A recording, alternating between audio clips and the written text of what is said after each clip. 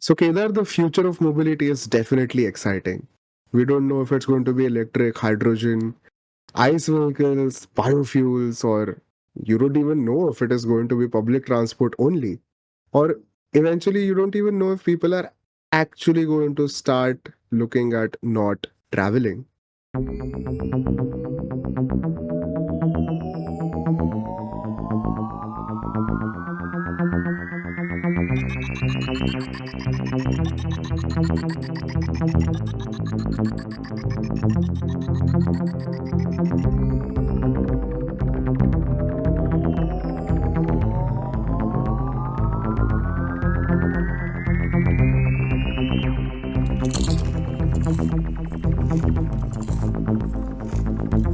Crispy Perspectives. Hi, I'm Kedar. I am a product strategist working in the home energy management system space in Germany. And welcome to Crispy Perspectives on the future.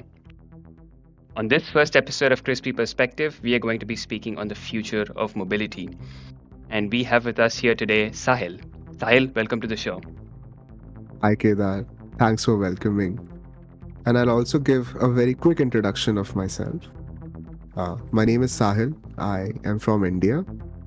I started out as an enthusiast about mobility and automobiles in general, but realized my entire interest lied in the electric space. Fortunately, I worked during my early years within a startup where I was able to work on India's first solar based charging station. Moving on, I wanted to work and get my own startup out, which was on the universal EV charging solution. Unfortunately, due to the pandemic, it couldn't work. But I was fortunate enough to work for a government organization where I wrote and also helped in implementing a statewide EV policy in India. And moving on, currently I work as a senior consultant in the future of mobility space in one of the largest consulting firms globally. Beautiful. So your work and our topic for the day align in the sense that we're going to be speaking on the future of mobility. But it is such a broad topic. When we say future of mobility, what would you ideally want to talk about today? What does the word mean? What does the term mean for you? So, good question, Kedar. But before we go to future of mobility, I'll talk about the perspective about the future. So, Perspective Club, it did begin as an idea where I wanted to share across a lot of insights and thoughts or thought leadership that I had over the years. So, in the year 2023, I made it a habit to write one article at least every week. And over 52 weeks, I was able to publish 52 articles on perspective.club. And then, well, with your support, now it's evolved into a podcast, and hence we are here with Perspective Club. So I must say thank you for that. Moving on. Absolutely. Yeah. Yes, thank you. And then moving on, we talk about the future of mobility, where people like us in this generation and the next generations to come, we will travel differently. Today, we travel through public transport, through private transport. Eventually, we might not travel at all. And today, we are going to talk about some very crispy perspectives about it. Keeping the quest of or the question of whether we will travel at all aside for a moment, assuming we do travel, what does the future of mobility there look like? Is it all going to be electric, or what are your thoughts on that? I think is the future electric is one of the biggest buzzword topic questions across the globe. And the very simple answer to it is yes. The future is electric, but which future are you talking about? The immediate future or the long term future? Let's keep it both, right? What does the near term future look like, and then what does the long term future look like, and then how does electric play into both? So, technically speaking, the answer is electric is the future in the near term. For at least the next 5 years, electric is the future. Typically, because one, the technology around electric is evolving, the investments around electric are evolving, and also battery technology, which is essential for electric, is evolving. And all of these evolutions have brought us to electric vehicles which are getting affordable. They are not fully affordable yet, but some segments have a very favorable TCO. The TCO, or total cost of ownership, is a definition of the lifetime cost of acquiring and operating a device. Now, in terms of a vehicle, the acquisition cost is the same. You go and buy a vehicle from a showroom, and the operation cost differs a bit. So, in terms of an ICE vehicle, you will have to fill it up at a gasoline station, and for an electric vehicle, you just have to charge it using electricity.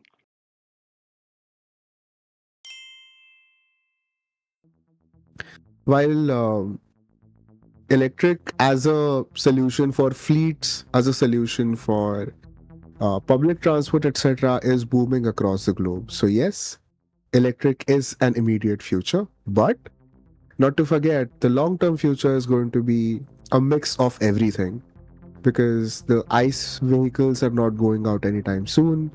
Unfortunately, a lot of dependency for the heavy vehicles, especially heavy equipment, farm equipment, etc., is still on the ICE vehicles.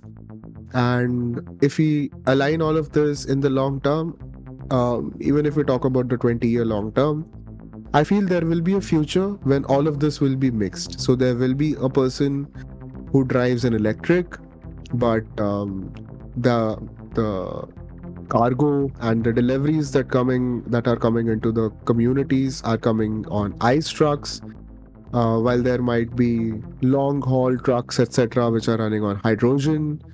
And someone might be willing to shift onto a biofuel, while someone just wants to drive their own vehicle because they have an attachment to it.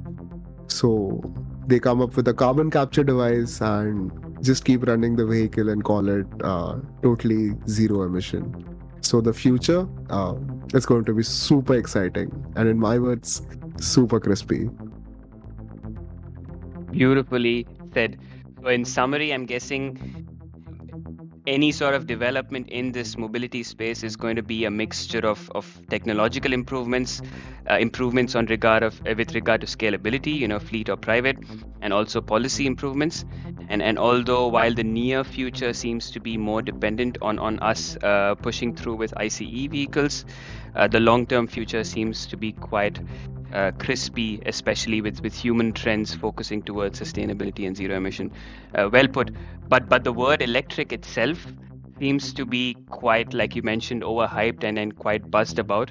What do you mean by electric here? Is there just one type of electric, or are we talking about different kinds of electric itself? Wow. Now that's one question. It's a little difficult to answer. I'll try to put it in much simpler terms. So electric is any vehicle which has electric propulsion.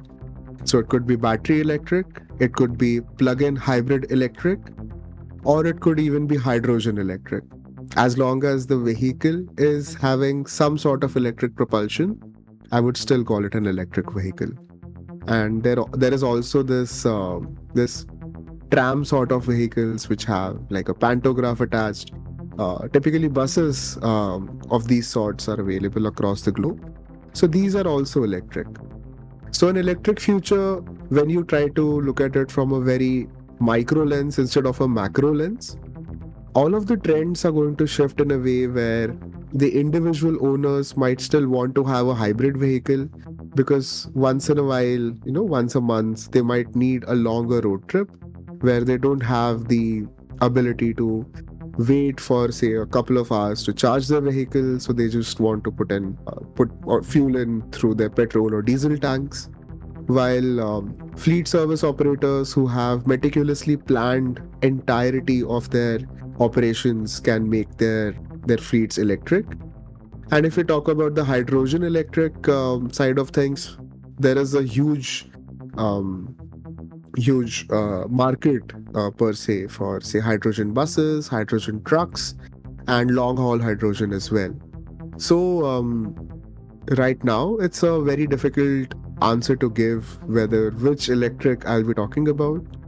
But I would still look at electric from a very macro lens and call all of the electric segments into electric vehicles. Yes. Beautiful. So electric is in very, very broad terms, just a split between purely battery electric vehicles, plug-in hybrids, and of course the upcoming technologies, including hydrogen, makes sense. But then when we've spoken a bit about the near term and the long term future, right? So the obvious feeling that we get is that, hey, when we're talking about near term future or long term future being electric, when is it going to be 100% electric, right? Because you have countries who have goals 2030, 2050, 2070, 100%. When is this going to happen on a global wide scale? So it's very difficult again to talk about the global scenario that way.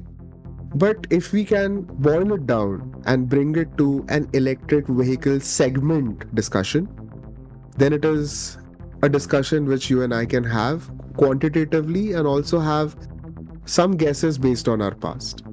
Well, if you look at the two-wheeler and three-wheeler segment, I believe that these are the segments which will be the first one to get electrified 100%.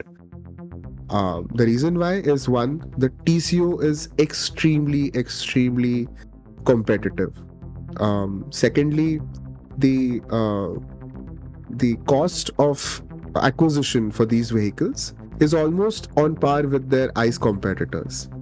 And third, which is my personal favorite, is that the range anxiety is the lowest when it comes to two wheelers and three wheelers because nobody takes their two wheeler on more than a 100-kilometer journey.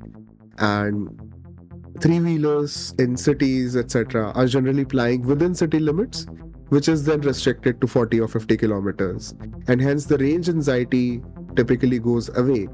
And even if there is an operator who is operating multiple vehicles and wants to do an operation over, say, the 24 hours cycle, that operator can easily take a swapping system. They can have batteries ready for the next swap and they can swap batteries twice a day and still have operations going on 24/7. So that way, if you look at electric, two-wheeler and the three-wheeler segment is definitely going to electrify first. I think following that should be the buses. Until now, at least in India per se, the electric buses were introduced in an angle of sustainability or to reduce public transport based emissions and to ensure that there is some motive towards net zero transport, etc., from the government's end. But what happens over here is the electric buses are very interestingly not owned by the public transport undertakings. They operate it on a gross cost contract model, and these operators bring in the buses, they operate the buses. The government has a per kilometer pay, which is declared around 40 to 50 rupees per kilometer, and they pay out per kilometer fees to these operators. And whatever is the fair revenue, it's collected and goes back to the government. Now, why am I trying to explain all this? Is because in the history of public transport and in the history of bus public transport especially, only recently has government started seeing a profit. Because until now, the governments were running public transport fleets as uh, not from the financial benefits angle, but from the economic benefits angle. They were wanting social empowerment, affordable transport, and ability for citizens to move about with um, availability of resources. And that is where the shift is happening, where the customer eventually gets a bus where the customer has AC, has low floors, has really comfortable interiors. They can track the buses on their phones, on mobile apps. The tickets can be booked online. And hence, the entire bus ecosystem is becoming very lucrative as compared to your ICE buses. And it is also profitable for the government. So it's a win win for all three major stakeholders involved. The consumer is happy because the buses are better, the government is happy because there is profitability, and the operator is happy because they own and operate entire assets. So they have maximum control. Also, their revenues are guaranteed because their revenues are not dependent on the fare. So they just have to keep operating the buses and the revenue will still come in. So, this way, I think buses are going to be the second. And right after buses is where I feel four wheelers and the commercial cargo segment is going to be on a tussle or on a battle. I really don't know which one will come first. But if you ask Sahil, Sahil is a little biased towards the four wheelers. Because one, the individual owners of four wheelers are not really going to make a lot of difference, but the fleets, especially, are going to make a big difference. And in India right now, if you look at any ride hailing service application, you look at Ola, you look at Uber, or even if you look at electric specific ride hailing applications like Blue Smart, there is an option for you to book an electric. And in majority of the cases, these electric four wheelers are owned and operated by the company themselves. Hence, they have a reputation to maintain, and hence they have a control over the quality of service they offer. And hence, the four wheeler market, especially for fleet services in India, will definitely have a good lucrative future. And then, last amongst all of these, will technically, I feel, will be the commercial segment, which is the cargo vehicles. And the reason why is because cargo vehicles are huge. The batteries that they will need will be huge. The time required to charge the batteries versus operational turnarounds is going to be a challenge to manage and balance and optimize. Typically, what happens with these cargo vehicles is that they are on a 24/7 cycle. They get loaded, they get unloaded, loaded, unloaded. There is absolutely no room for you to wait across, say, 90 minutes, etc., just so that your vehicle can get fully charged. So, that is the first challenge. The second challenge is with the size of the batteries. The weight of the battery itself is high, so it will increase the weight of the vehicle and reduce your carrying capacity to a certain extent. Of course, it's not a very big number, but it does affect to a certain extent. So I think if you ask me when will we have entire electric uh, mobility future, maybe it won't be an entire future, but slowly we'll get there. Absolutely. And if I were to distill your amazing monologue into a formula or keep it as a rule of thumb or a formula, I would say the more number of wheels your vehicle has, the more time it's going to take to electrify. So you start with these smaller vehicles, 2, 3, and then go 4. Maybe you have buses and four-wheelers, and then of course later down you go cargo. Yes, But yes. but beautifully explained. I'm going to preach a topic that you mentioned at the beginning of our conversation. You mentioned that future generations might not have the need to travel, but then if we are making it so easy for them to travel and making it so emission free for them to travel, if the future is not going to be an all electric future where people can travel for zero emissions, what is the future going to be for such people? Well, that's well put. But I would like to dive a little deeper on people over here. So, people can be then segmented into the category of people who have a routine to follow. That is, if you go to school or college or office every day, and that's your life, Monday to Friday, every day you have to go have a journey to and fro, and you cannot avoid it. So that's one. But then there are also other kinds of travel where people have an option to work from home. or have an option to probably learn from home. And third is where people can actually make a choice that they have to travel. There is no other option to the journey which is decided. So they will now travel better. So this is a framework which we generally talk about, which is the ASI framework: avoid, shift, improve. So when we avoid, we don't travel at all. This is what was happening during the pandemic. Most of the offices shut, and people started working from home, and everybody started avoiding travel. And this has been a profitable working model for multiple companies, given why they have actually seen uh, permanent work from home or hybrid roles opening up. Then moving on to the shift of the framework. Shift is where you shift your travel onto something else. Probably you shift it onto traveling less, not as frequently, or you shift in a way that is better for all of the communities. For example, if there are 5 cars leaving your community and going towards the same direction, you could choose carpooling. That would be better on your pockets and better on the environment and better on the traffic, helping in all ways possible. And then you improve. If you can't think of avoid, if you can't think of shift, that is where you think of improve. So if you think of, say, traveling every single day and you have no other option but to take your gas guzzling, huge ass SUV around, maybe think of not taking it someday out.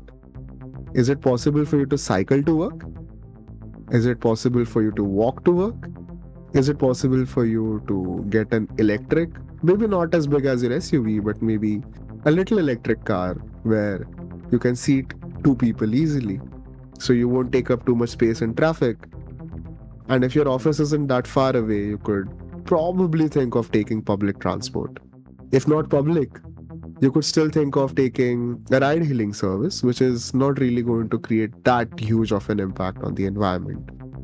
So, if you're not able to avoid, try to shift. If you're not able to shift, try to improve. But whatever the case, it still depends on the people, on how we are going to travel in the future. Absolutely. And I think that today's society is sort of going on a reverse scale. It's ISA, because I think at the moment people are trying to see if they can improve their current way of traveling. Probably 1 or 2 generations down, we probably have such a significant buildup of public transport that people would say, okay, chalo, let's just keep our cars and preferably, or not buy a car preferably, and just use the train or the bus. And then probably sometime down the line, well down the line, will then come the time where people can work from anywhere. So they don't need to have this, they don't find this need to travel at all. But I also seeing as how we've crisscrossed across a lot of different topics. You mentioned earlier, or I think I mentioned earlier, that it's always a mixture of technology, scalability, and policy that supports the enablement of future mobility. Policies is a really good pillar to take for this discussion. What role do you think governments should play in this policy pillar? Should it be purely financial, or is it something more? Well, that's the most important question I think you have asked so far. And that is typically because a government decides a lot of things. They are able to dictate the policies which are eventually going to change the way the people move around. And these policies are not just affecting the public transport space, but also the individual ownership of vehicles. This is typically by incentives. For example, if you were to go out and buy an electric vehicle today in India, the first level of incentive you get is from the central government. The second level of incentive comes in from the state government. And the third level of incentive, if there is any, comes from the city level government. And these incentives are in various shapes and sizes and forms. Some incentives are directly going to slash your fees entirely, Some incentives are actually going to give you some extra money to get you some discounts on the vehicle. And in some cases, these incentives are going to let you charge the vehicle, put up a charger, or charge the vehicle at a lower cost, etc. But the government hence plays a very important role, because if the government has created a very conducive environment for someone to choose an electric vehicle over an ICE vehicle, that means this government is actually going to enhance the way all the people within the country travel. Now, putting it much simply, if I were to go to a market and buy a vehicle with, say, a 12 lakh budget, I could easily get a nice 12 lakh petrol car. But if I were to get a competitive vehicle in an electric segment, I might have to shell out 16 lakh rupees. Now, when I question myself, well, I'm going to get something for 16 lakhs, I'm going to shell out 4 lakhs more. Is the government actually going to support me with charging infra, with parking infra? Or is it just going to be me buying and taking the risk for the humanity? And that is where the game comes in, where the government says, relax, relax, buddy, relax, I'm here. And that's the kind of government we need. That's the way the policies should be. And I'm very fortunate to say that that's the way it is right now. But it should continue. And in some cases, it's a dual-headed sword. Sometimes the government is letting everything happen, and it says do whatever. And in that do whatever scenario, what happens is we do whatever, and a problem of standardization comes in. If the government is not imposing standards and letting whoever come with whatever technology and set up market and start selling, what will happen is there'll be multiple standards of various technologies around. And the biggest or the easiest example I can give is charging infra. In India right now, you have chargers which follow the CCS standard, the GBT standard, the Shademo standard, and now there are new companies which are coming up with their own standards for whatever different vehicle segments are evolving. So it's very interesting to see that the government plays a very pivotal role, and the pivotal role is also very tricky, because if the government puts too much of liberty onto the people, then the people will start doing whatever, and the government still has to support. But if the government starts tightening up the ropes and says, no, only do this, then the people will not be as motivated to go and buy that vehicle. So it's a tricky thing to do. But sometimes it so happens that the government isn't really thinking about doing, but the people make the government do.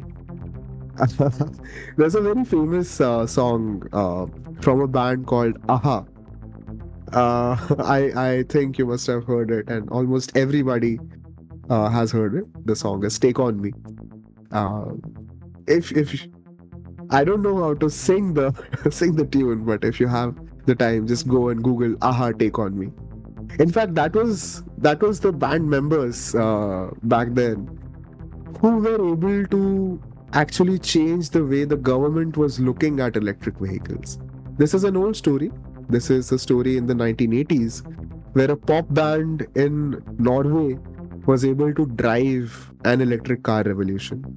If you Google, and if you Google this exactly, aha band electric vehicle, you have articles from multiple media channels that talk about the story. And I will try to keep the story very short. So what happened is there were band members who did not really want to pay extremely high prices for tolls and parking, etc. So they eventually started thinking of electric. And there was no electric in Norway back then. So they imported an electric vehicle from Switzerland. They got it in. And I'm reading out all of this out from just the first Google search that I have. And they were the one who got the vehicle in, and because of their popularity, people started wanting electric vehicles. eventually forming the Norwegian EV Association. And then, well, now we know that Norway is one of the most electrified countries across the globe. So I think it's also top down and also bottom up. How badly does the government want their people to have electric, and also how badly the people want their government to let them have electric. So as I mentioned, dual-edged sword for the government, but that doesn't mean the people have no power. They do. Beautiful story about not only how governments can incentivize, but also how people can sometimes take things in their own hands, right? And now that I think about it, even first Tesla Roadster that was sold was not supported at all by the American government, right? It was sold primarily targeted primarily towards the luxury group of car buyers, and then using this money, the much more large scale affordable models were then built, which was then when the government took notice of this and started heavily then also supporting from a policy side. But that being said, I think we've touched a lot of topics when it comes to the future of mobility, and we've had a lot of insights from your perspective, not just from an Indian but also from a global perspective. And for that, I thank you so much, Sahil. Thank you so much for taking the time out and for being on the show. Thanks to you, Kedar. Absolutely. And for all of our audience who've tuned in to today, don't forget to follow us on LinkedIn. Don't forget to follow us on Instagram. Share this episode with all of your friends and all of your other e-mobility and future mobility enthusiasts. And we'll see you soon on another episode of Crispy Perspectives.